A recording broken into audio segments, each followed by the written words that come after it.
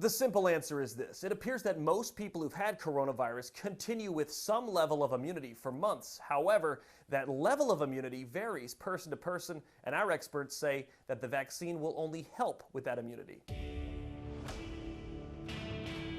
How much natural immunity do you get from having COVID-19? Our sources are Dr. William Schaffner, an infectious diseases expert from Vanderbilt University, Dr. Shmuel Shoham, also an infectious diseases expert from Johns Hopkins University, and the National Institutes of Health. COVID is a new virus in humans, and we're learning about the immunity that it provides. According to Dr. Schaffner, when we think of immunity from viruses, we tend to think of the classic case of measles. You're exposed to it, you get your measles, and you're protected for the rest of your life. But COVID isn't like that. Here's what we know so far. It looks as though you have immunity for at least 9 months. A January study from NIH reports the immune systems of 95% of people who had COVID-19 still had lasting memories of the virus, which are critical to fighting a future infection. That's good news. However, it varies, and it seems like the level of immunity can vary by age and by gender. And that protection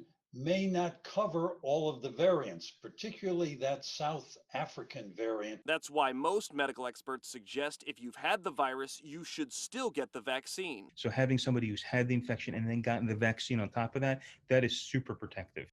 If you're wondering why there aren't any absolutes, why we don't know this information definitively, keep in mind we've only been studying the coronavirus for 1 year now, and most of the experts I spoke to keep using the same analogy. They say dealing and treating this virus is a lot like flying a plane when it's already in the air. With your Verify, I'm Matt Gregory.